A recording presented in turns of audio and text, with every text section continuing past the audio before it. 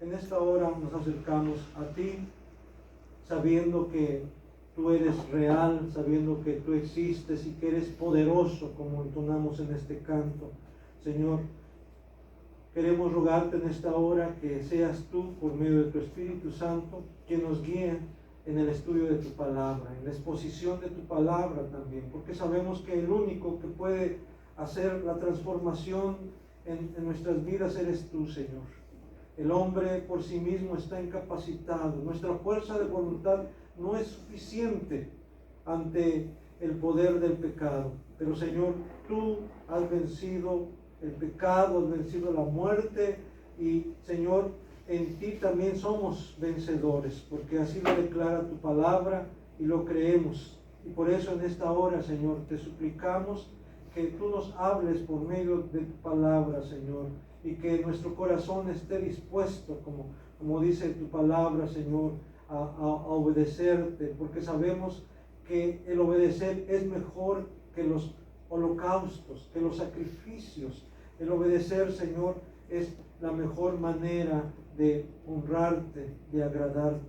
Por eso te rogamos también que tú muevas nuestros corazones para la obediencia, que tú, Señor, tomes control de nuestra voluntad para que nuestra voluntad sea conforme a tu voluntad, Señor.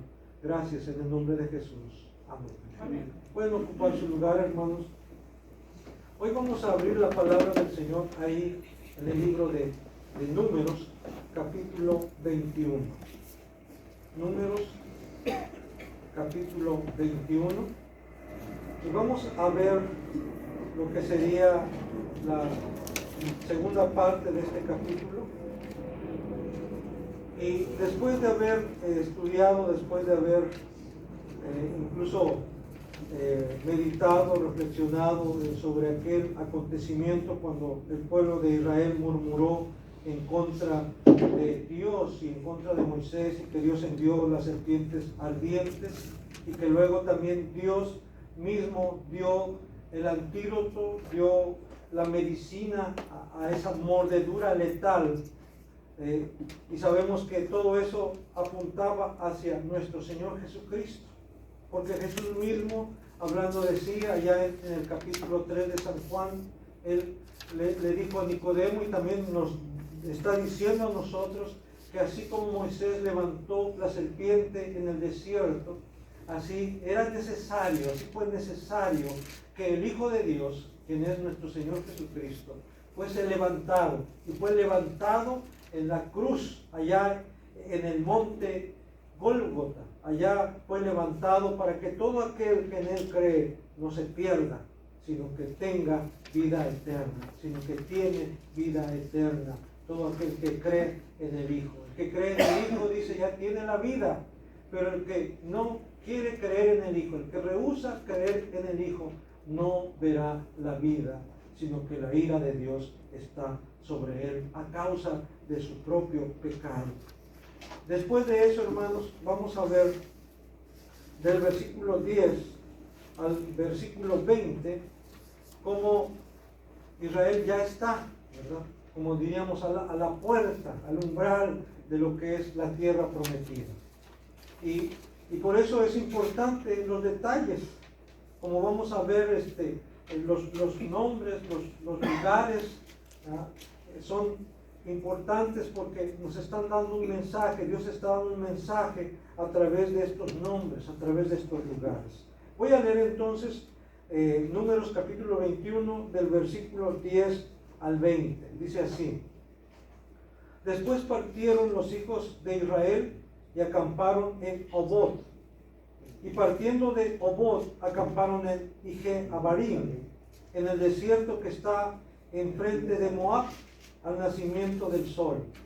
Partieron de allí y acamparon en el valle de Sered. Y de allí partieron y acamparon al otro lado de Arnón, que está en el desierto y que sale del territorio del amorreo, porque Arnón es límite de Moab, entre Moab y el amorreo. Por tanto se dice en el libro de las batallas de Jehová, lo que hizo en el mar Rojo y en los arroyos de Arnón, y a la corriente de los arroyos que va a parar en Ar, y descansa en el límite de Moab. De allí vinieron a ver, este es el pozo del cual Jehová dijo a Moisés, reúna al pueblo y le daré agua. Entonces cantó Israel este cántico, sube, oh pozo, a él cantar, pozo, el cual cavaron los señores, lo cavaron los príncipes del pueblo y el legislador con sus báculos. Del desierto vinieron a Matana, y de Matana a Nahaliel, y de Nahaliel a Bamot, y de Bamot al valle que está en los campos de Moab, y a la cumbre de Pisga que mira hacia el desierto. Amén. El tema de ahora, hermanos, basado en este pasaje, es avanzando hacia la tierra prometida. Avanzando hacia la tierra prometida. En este capítulo 21 se nos narran algunas de las jornadas del pueblo de Israel antes de entrar a tomar posesión de la tierra prometida. Una relación completa de sus jornadas desde que salieron de Egipto hasta antes de cruzar el río Jordán frente a Jericó, la encontramos en el capítulo 33 de aquí del mismo libro de Números. Aquí solo se mencionan aquellas que los llevaron al umbral, al límite de la tierra prometida. En la Biblia, el significado de los nombres de personas, lugares y ciudades arroja mucha luz acerca del mensaje que Dios quiere dar a su pueblo, como veremos a continuación. Y entramos de lleno ahí en el versículo 10, dice, después partieron los hijos de Israel y acamparon en Bod. Partieron los hijos de Israel, o sea, después de aquel episodio tan triste, tan lamentable, que hubo muchos muertos dentro del pueblo de Israel a causa de la mordedura de las serpientes, pero también como Dios envió sanidad a su pueblo a través de aquella serpiente que Moisés levantó por parte de Dios. Partieron, dice ahí, después partieron los hijos de Israel y acamparon en Obod. Obod quiere decir odres de agua o agujeros cavados para el agua. Incluso hay otras posibles traducciones de la palabra Obod, pero nos concretamos a estas dos nada más, que puede traducirse como odres de agua o agujeros cavados para el agua. Y yo me inclino más por la segunda, aunque sin descartar la primera opción. ¿Por qué? Porque esto demuestra que de alguna manera el pueblo andaba en busca de agua y hacían todo lo posible por obtenerla, aunque no debemos olvidar que Dios mismo los iba guiando por esos lugares, pero les daba cierto margen para que actuaran por su propia cuenta. Aquí, hermanos, hay que aclarar. Es verdad que Pablo dice que la roca de la cual Dios proveyó agua para el pueblo en dos ocasiones, dice que era Cristo, y que la roca le seguía, era Cristo quien le seguía. Pero no todos los días Dios estaba dándoles agua de la roca. La Biblia registra solamente en dos ocasiones que les dio agua de la roca. Las demás ocasiones los llevó a lugares donde había agua, donde había un oasis, por decirlo así, en medio del desierto, donde había palmeras. Las palmeras siempre indican agua. Entonces, Dios los iba guiando durante esos 40 años a lugares donde ellos pudieran tomar agua, tanto las personas como sus ganados. Recuerden que llevaban ganado también, y de ahí tomaban para ofrecer sus holocaustos, sus sacrificios delante de Dios. Entonces aquí vemos que llegan a un lugar en donde ellos cavan hoyos buscando agua. Y como mencionaba hace un momento, aunque Dios les proveía de agua, aunque Dios les proveía de comida, sin embargo, Él les daba cierta oportunidad, cierto margen de acción para que ellos buscaran también por sí mismos los recursos. Y vamos a ver más adelante cómo Dios mismo les facilitaba las cosas. Entonces, Dios no quería que su pueblo nomás estuviera, como quien dice, mirando al cielo o mirando nomás los cerros, mirando las nubes, si es que había nubes, ¿verdad? Mirando nada más así con la mirada perdida en el horizonte, sino Dios también quería que su pueblo se ocupara, que estuviera activo, y para eso le daba oportunidad de que buscaran por sí mismos, en este caso, el agua, y hicieran agujeros, ¿no?, buscando agua en medio del desierto. Ahora, el peligro es cavar hoyos en contra de la voluntad de Dios, o cavar hoyos, cavar pozos sin buscar la dirección de Dios.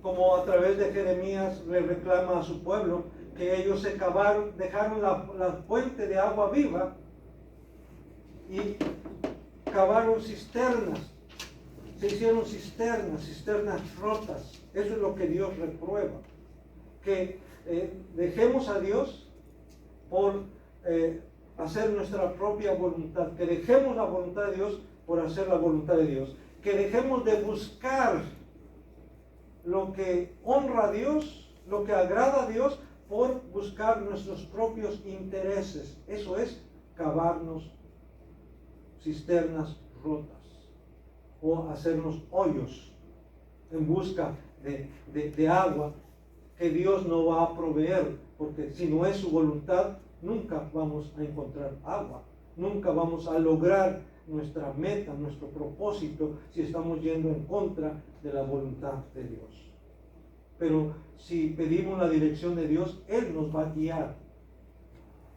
Él, como guió a su pueblo más adelante a un lugar donde sí había agua, y pudieron cavar un pozo con sus varitas, con sus báculos. No tuvieron que utilizar barras, no tuvieron que utilizar picos, no tuvieron que utilizar como se dice, excavadoras, sino con sus propias varas. ¿Por qué? Porque Dios les estaba proveyendo del agua. Pero eso en su momento vamos a ver lo que significa también eso. Muy bien. De ahí dice el versículo 11, y partieron de Obot, acamparon en Ije o Ije Abarim, en el desierto que está enfrente de Moab, al nacimiento del sol. Otra vez, aquí, hermanos, voy a ir utilizando nada más, extrayendo, por ejemplo, palabras o términos claves en cada texto. Dice, y partieron de Obot y acamparon en Ije o Ije Abarim, que se traduce como los montes de Abarim. Está hablando entonces que ahí donde estaba el monte Abarim había más montes, era una cordillera, pues. Lo mismo cuando hablamos del monte Sinaí, no se imaginen un monte solito como aquí, por ejemplo, en Tijuana, el Cerro Colorado. No, sino era una cordillera de montes, y dentro de esa cordillera de montes estaba el monte Sinaí. Lo mismo cuando hablamos del monte Abarim, estamos hablando entonces que era una cordillera de montes, eran varios montes, y uno de esos montes era el monte Abarim.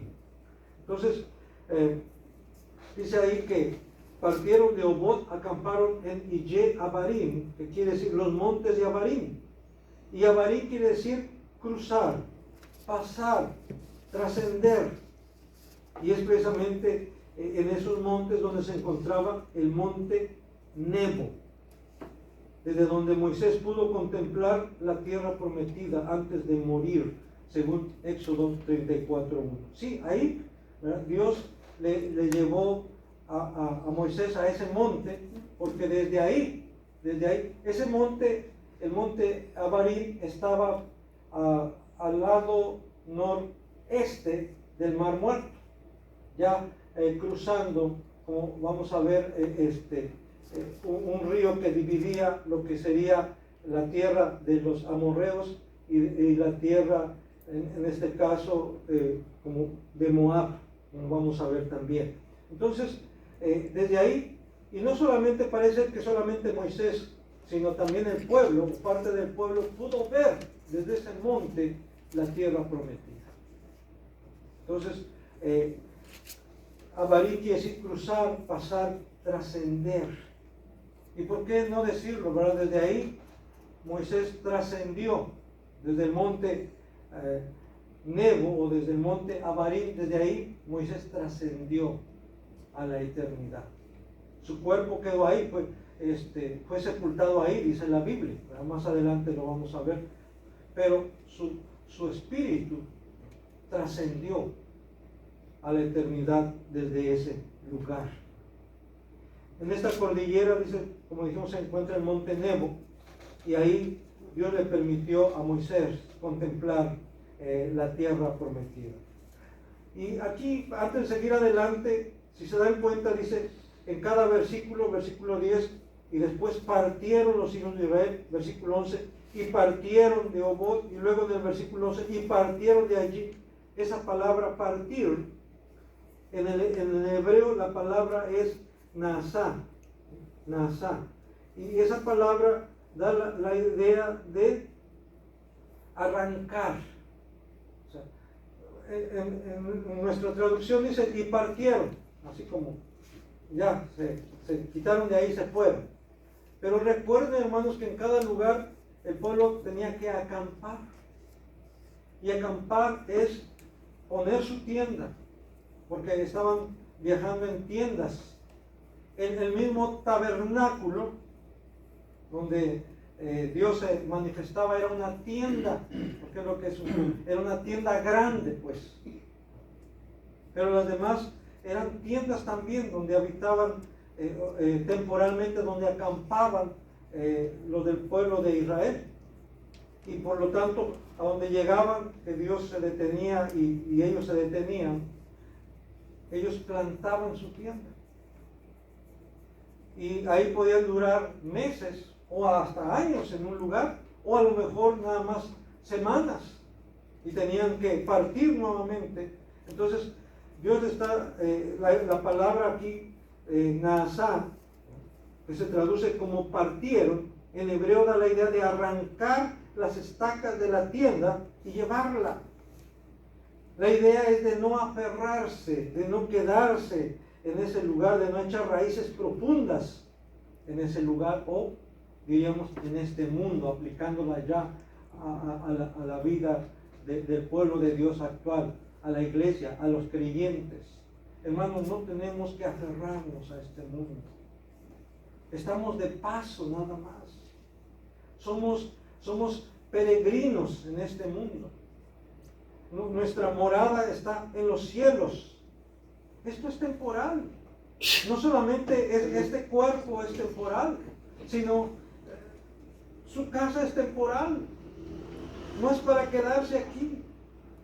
Y yo quisiera aprovechar esta idea, hermanos, que encontramos, que deducimos de esto, de que y partieron y tuvieron que arrancar las estacas y cargar con su tienda para irse a otro lugar. De esa manera Dios le está diciendo, hey, no se van a quedar aquí. Su lugar está allá, cruzando el río Jordán, allá en la tierra prometida. Así es que no se arraiguen, no se planten, no se queden aquí.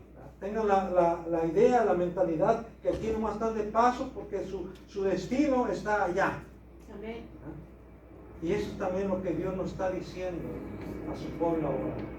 No se hagan la idea de que aquí está todo, que aquí es todo. No, aquí está nomás de paso. Su lugar está allá, en los cielos, allá en la eternidad, allá con Cristo.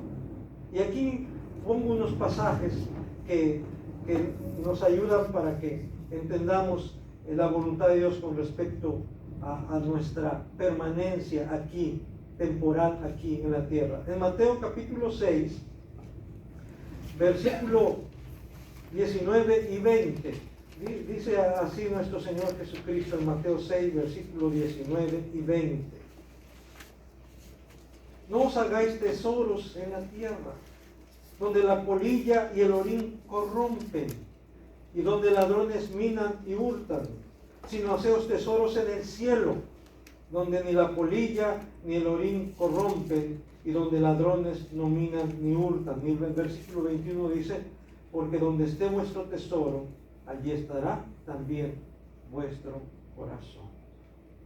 Y en 1 Timoteo 6 al 10, dice 1 Timoteo 6, versículo 6 al 10,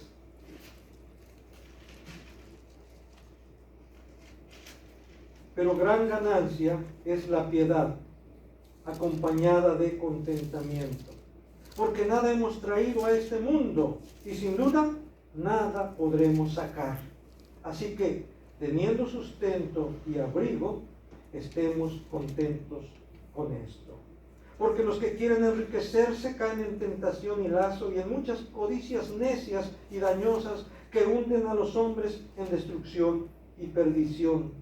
Porque raíz de todos los males es el amor al dinero, el cual, codiciando algunos, se extraviaron en la fe y fueron traspasados de muchos dolores. Hermanos, el Señor nos recuerda que nuestra mayor herencia no está aquí en la tierra, que nuestra mayor posesión no está aquí en la tierra, que nuestra mayor posesión está en los cielos, que nuestra mayor herencia está en los cielos. Por eso dice, no se hagan tesoros aquí en la tierra.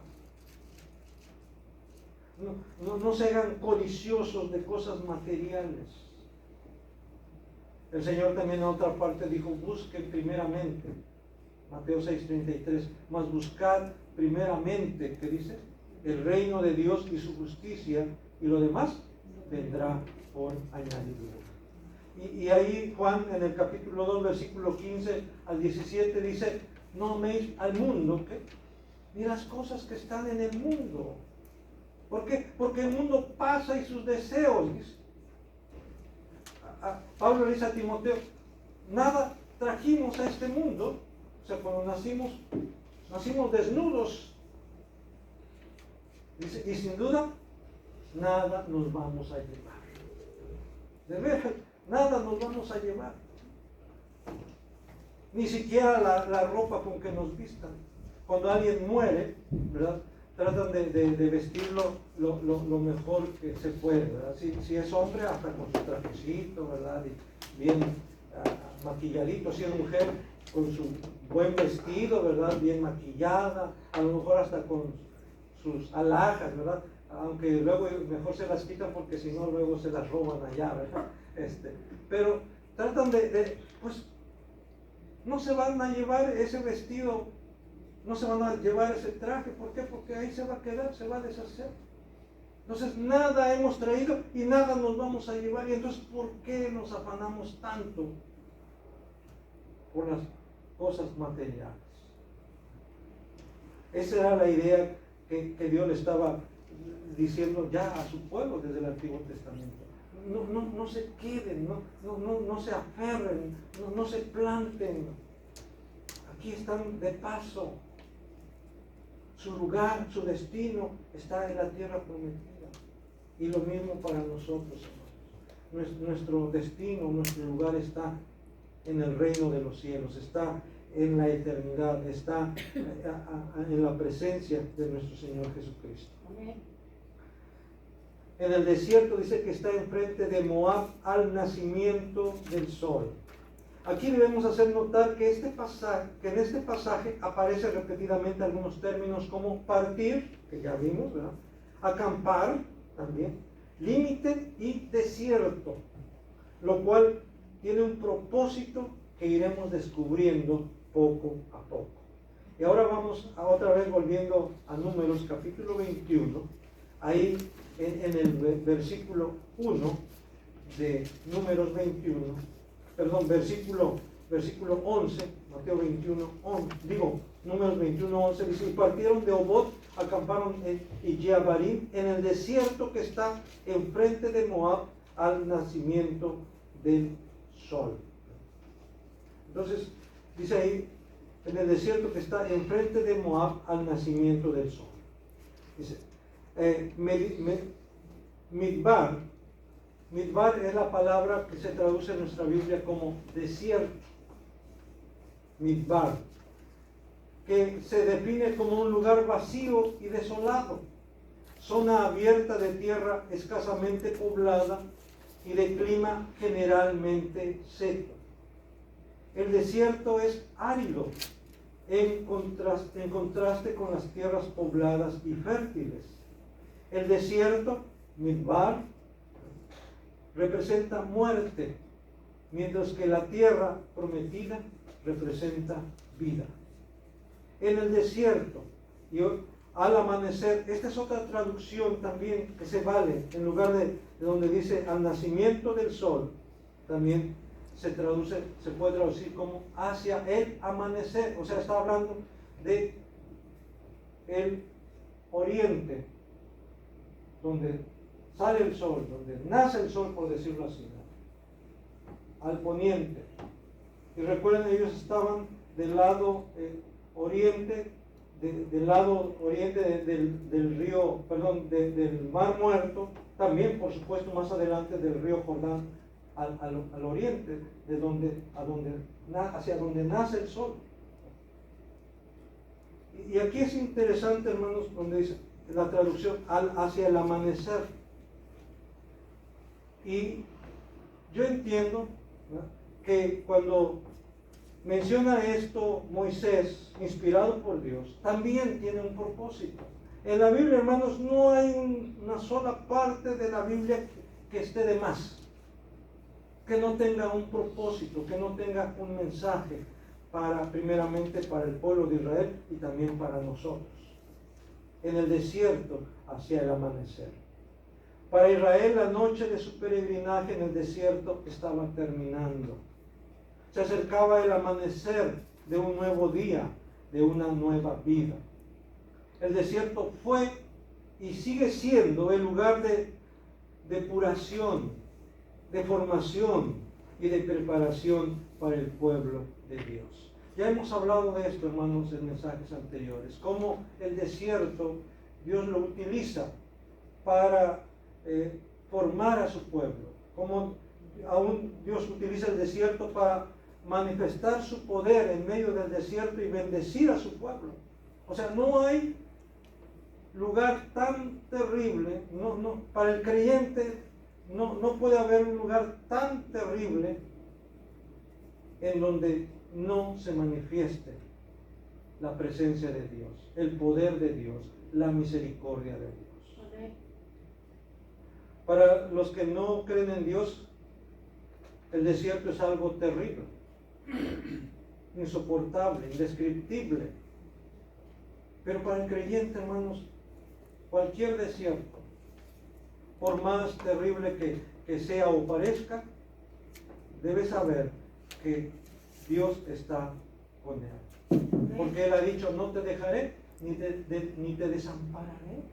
Por eso David en el Salmo 23 podía decir, aunque ande en valle de sombra o de muerte, aunque ande en un desierto donde haya muerte, expuesto a la muerte, que dice, no temeré mal alguno. ¿Por qué? Porque tú estás conmigo. Tu vara y tu callado me infunden aliento. Entonces, aquí de alguna manera se menciona al nacimiento del sol. Porque Dios le está diciendo a su pueblo, ya, el nuevo día, las tinieblas del peregrinaje, la noche del peregrinaje, del sufrimiento en el desierto está llegando a su fin. Y está naciendo un nuevo día, una nueva oportunidad, un nuevo tiempo para ustedes. Hermanos, Dios también tiene, es verdad que a veces pasamos también por noches oscuras, por desiertos, pero no es permanente, es solamente por un tiempo, por una temporada. Y Dios, hermano, nos está preparando tiempos mejores. Es verdad que vendrán tiempos peores a nivel mundial, pero por otro lado nosotros tenemos la promesa de Dios que Él va a estar con nosotros todos los días, ¿qué? Hasta el fin del mundo. Habrá terremotos, habrá guerras, habrá pestes, habrá escasez de alimentos, pero dice Dios, pero yo estoy contigo todos los días, acuérdate. Y si Él proveyó a su pueblo de alimento en medio del desierto, ¿usted cree que Dios no va a proveer para su pueblo en estos tiempos también? Él lo va a hacer, hermanos. Tengamos plena confianza en ello. Y sigue diciendo la palabra del Señor ahí en Números capítulo 21. Ahora vamos al versículo 12. Y partieron de allí y acamparon en el valle de Sered. ¿Se dan cuenta? Versículo 10, partieron de allí. El 11 también partieron de allí. Luego el versículo 12, partieron de allí. O sea, estaban en constante movimiento. Estamos entonces en el versículo 12. Y partieron de allí y acamparon en el valle de Sered. ¿Qué significa Sered? Significa valle o barranco seco que corre agua en las temporadas de lluvias. Valle o barranco seco. Y cuando es tiempo de lluvias, por ahí corría el agua. Entonces podríamos decir que era como un arroyo seco. En lugares en nuestro país hay lugares que así se llama arroyo seco. ¿Por qué? Porque literalmente es un arroyo que mientras no haya lluvia no está seco, pero cuando llueve corre el agua por ahí. Bueno, entonces Sered era un lugar así. Los israelitas cruzaron este arroyo marcando el fin de su peregrinaje en el desierto y su entrada a la tierra prometida. Ya estaban, como vamos a ver más adelante, en lo que Dios va a darles, en este caso a Rubén, a la tribu de Rubén, que quedó de este lado del Jordán. Las demás tribus, también la tribu de Manasés quedó de este lado del Jordán, pero las demás tribus del otro lado del Jordán. Y aquí vemos como ya Dios está, como diríamos, dándole las arras de la herencia. El anticipo de lo que Dios tenía preparado para su pueblo al cruzar Sered, aquel barranco. ¿Y cómo sabemos que era ya el anticipo, la señal de que Dios iba a introducirlos a la tierra prometida? Pues porque Moisés mismo, allá en Deuteronomio capítulo 2, pueden buscar por favor, en Deuteronomio capítulo 2, versículos 13 y 14. Dice Deuteronomio 2, 13 y 14. Dice, y en Sif habitaron. A ver, Deuteronomio 2, 13 y 14. Dice, levantaos ahora y pasad el arroyo de Sered. Y pasamos el arroyo de Sered. Y los días que anduvimos de Cades Barnea hasta cuando pasamos el arroyo de Sered fueron 38 años, hasta que se acabó toda la generación de los hombres de guerra del medio del campamento, como Jehová lo había jurado. Ahí está, Moisés está diciendo, desde que salimos de Cades Barnea, hoy no vamos a poner el mapa, pero para la próxima vez yo creo sí, dentro de 8 días. Dice, hasta que cruzamos el arroyo de Sered. ¿Cuántos años pasaron? 38 años. Esto indica entonces que al cruzar el arroyo de Sered, estaban dejando atrás los años de peregrinaje en el desierto. Los 40 años de peregrinaje en el desierto. Si contamos desde que salieron de Egipto hasta cruzar el arroyo de Sered. Dice, antes de continuar, es necesario notar las acciones que continuamente estaba llevando a cabo el pueblo de Israel antes de tomar posesión de la tierra prometida. Partían y acampaban y partían. No se establecieron definitivamente en aquel lugar. Ellos sabían que solo estaban de paso por aquellos territorios. Su destino, su morada permanente estaba adelante en la tierra prometida. Actualmente nosotros como creyentes en Cristo no debemos olvidar esto. Que nuestra ciudadanía está ¿en dónde? En los cielos, de donde también esperamos al Salvador, al Señor Jesucristo. Eso lo dice Filipenses 3:20. Nuestra ciudadanía está en los cielos, de donde también esperamos al Salvador, a nuestro Señor Jesucristo. Amén. Amén. Amén, hermano. No olvidemos esto. ¿Para qué? Para que no nos arraiguemos, para que no nos abandonemos aquí a esta tierra, sino es verdad que debemos tener los pies bien puestos en la tierra, como lo hicieron los profetas, como lo hicieron los patriarcas, como lo hicieron los apóstoles, con los pies bien puestos en la tierra, o sea, realistas, sí, pero nuestra mirada, ¿qué? Puesta en los cielos, en las cosas de arriba, donde está Cristo sentado a la diestra de Dios. Versículo 13 dice, de allí partieron y acamparon al otro lado de Arnón, que está en el desierto y que sale del territorio del amorreo, porque Arnón es el límite de Moab, entre Moab y el amorreo.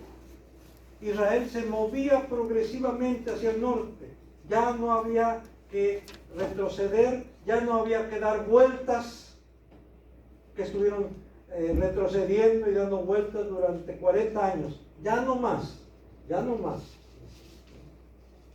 Israel se movía progresivamente hacia el norte. Habían dejado atrás los límites entre el desierto y la tierra prometida y ya no volverían atrás. Hermanos, esto también es una enseñanza para el pueblo de Dios actualmente. Tenemos que mirar hacia adelante, tenemos que ser progresivos en el sentido de no volver atrás, de no volver al pecado, de no volver a la vida que teníamos antes de conocer a Cristo. Y cada día debemos ser mejores en el sentido de parecernos más a Cristo. Cada día. Ya no volver atrás, no volver a la vieja vida, a la antigua vida que teníamos antes de Cristo. Porque claramente la Escritura dice que si alguno está en Cristo, nueva criatura es. Ya es una nueva criatura. Las cosas viejas pasaron, hablando de la antigua vida sin Cristo. Las cosas viejas pasaron, dice, y aquí todas son hechas nuevas. Tenemos que mirar hacia adelante. Amén. Aún, hermanos, hoy en la escuela dominical hablamos sobre recordar el pasado, recordar cosas que nos lastimaron, y decíamos, las cosas que nos lastimaron, olvidémoslas.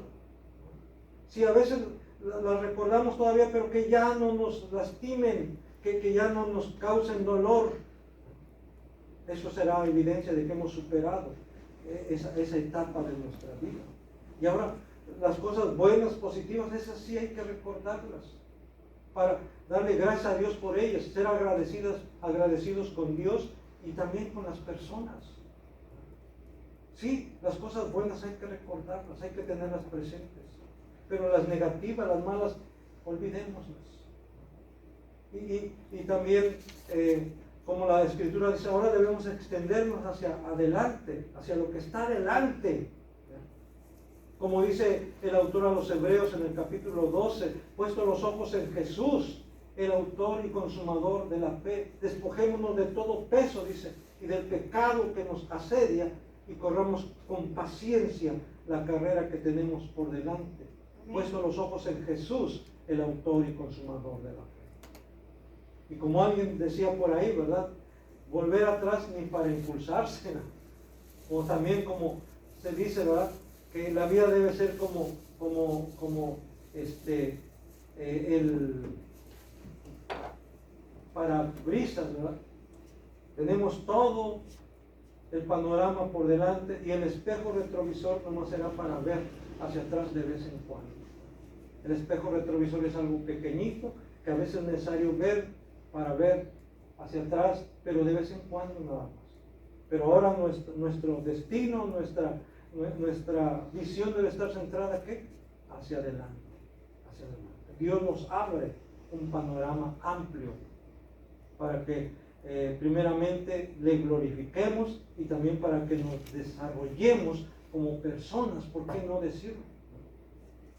Dios quiere que te desarrolles como persona, que puedas desarrollar tus capacidades, tus habilidades, ¿para qué? Pues para beneficiarte, pero también sobre todo para bendecir a los demás.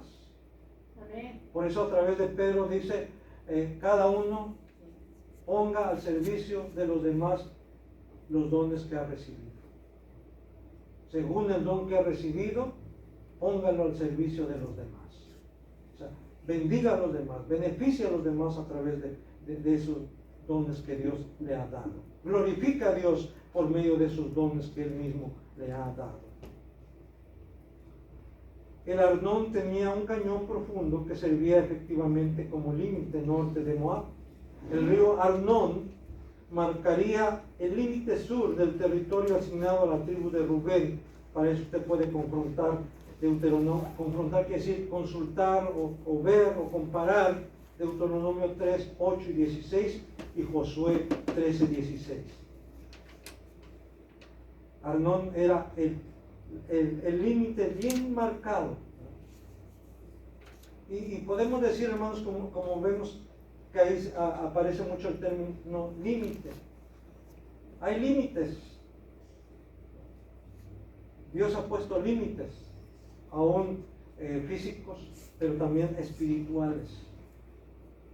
Y también hay un punto, hermanos, en nuestra vida en que ya no debemos volver hacia atrás.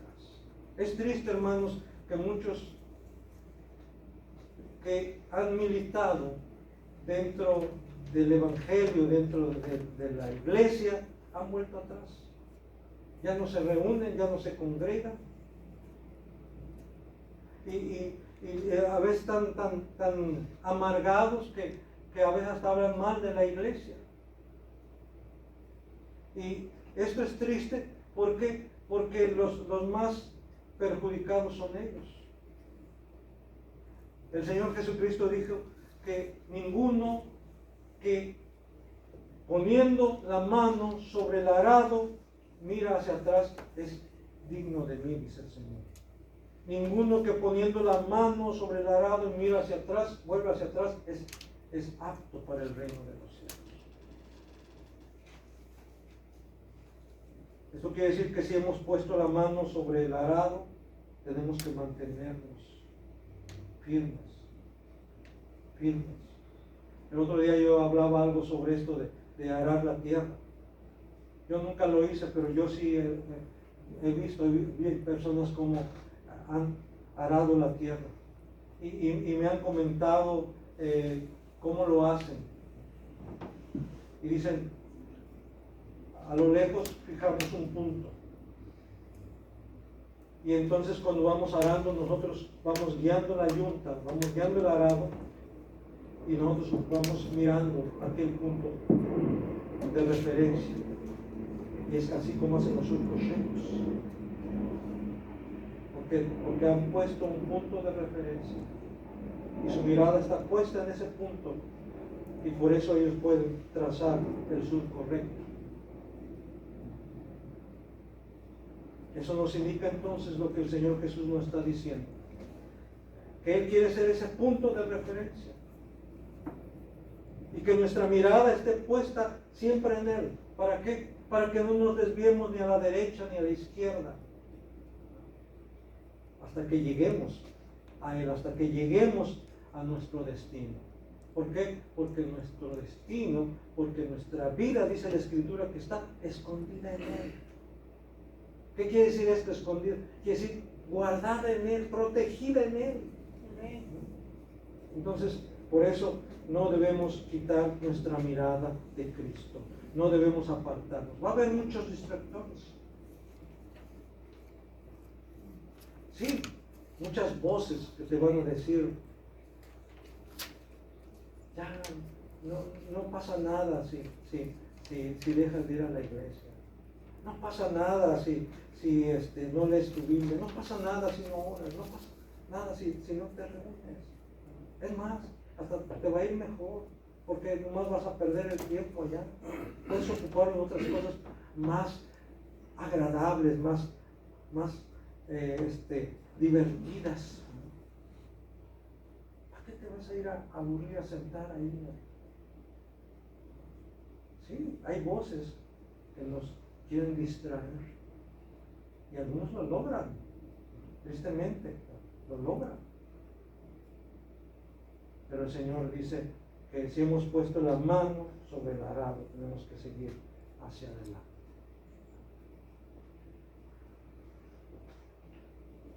Para el pueblo de Israel esto era tan importante cuando cruzaron en este caso el arroyo o el río Arnón.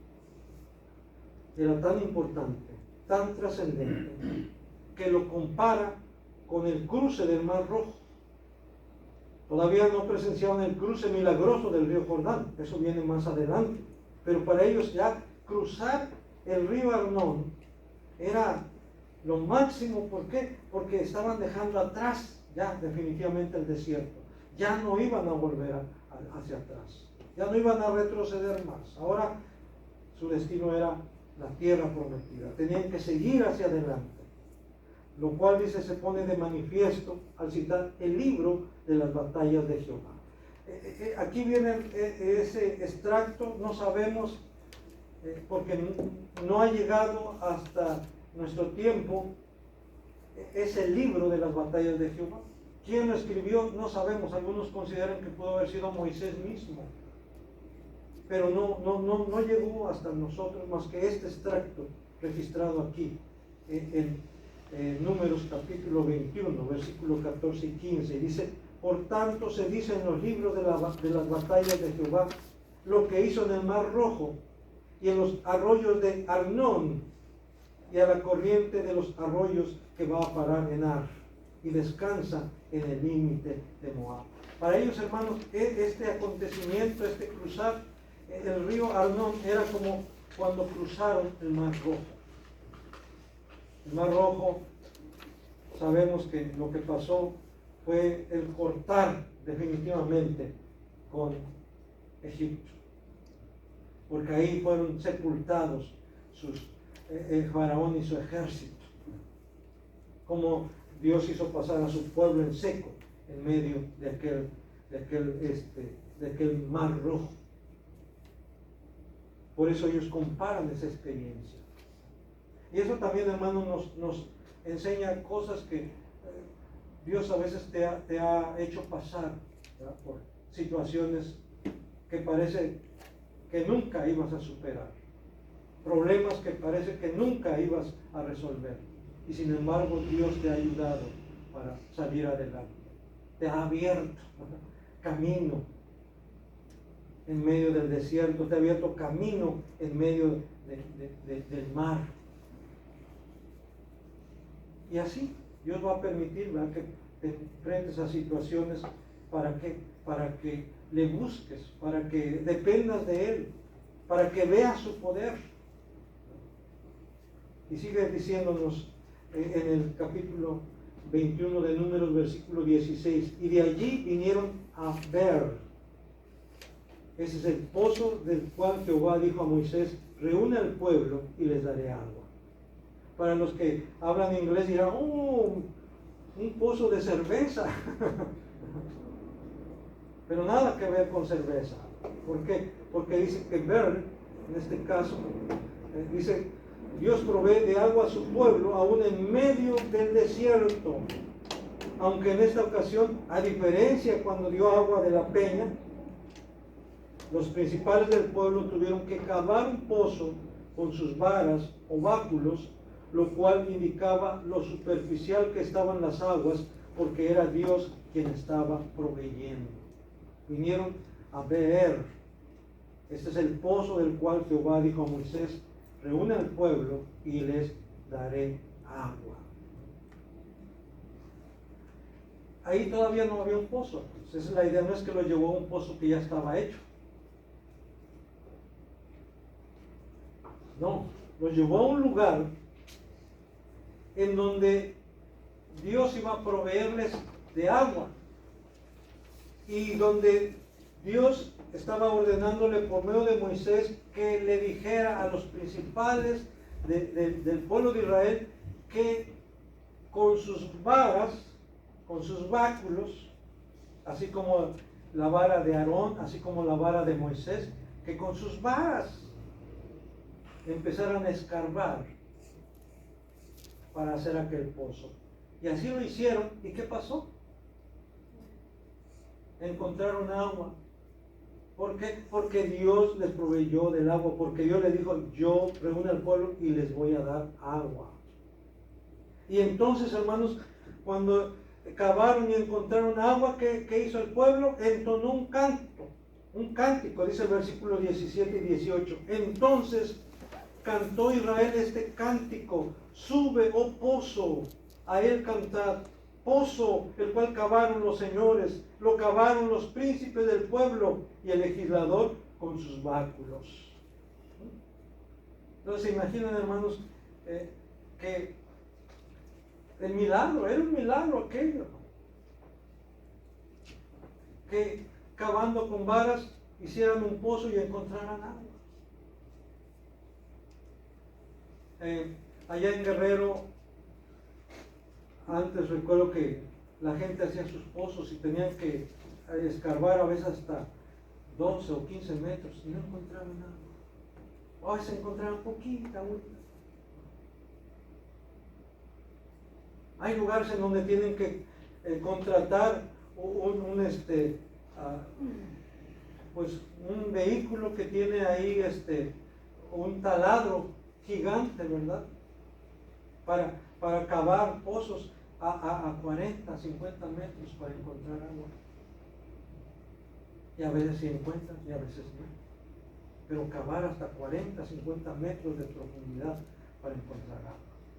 Y aquí, hermanos, no sé cuánto tuvieron que cavar, pero ¿qué podían cavar con varas?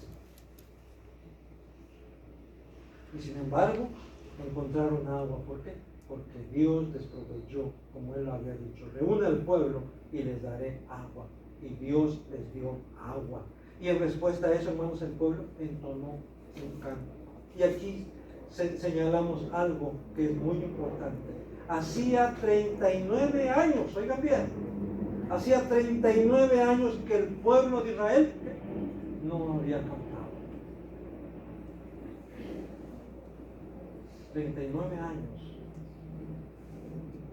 sin cantar un cántico de gratitud y de alabanza a Dios. Qué tremendo. Y la pregunta es, ¿desde cuándo no has entonado un cántico de gratitud a Dios? ¿Desde cuándo? Pero algo que salga de tu corazón. Que no te digan, vamos a cantar, sino que de ti mismo de pronto salga esas ganas de cantarle a Dios un cántico. Espero que no hayan pasado ya 39 años. Espero que ni siquiera un año. Y por eso te invito en esta hora, y voy a pedir a nuestro hermano Max, por favor, que nos acompañe para entonar este canto. Celebraré tu amor, el amor de Dios, ese amor. Si quiere pasar la hermana Gloria adelante también, ¿verdad? Ese amor de Dios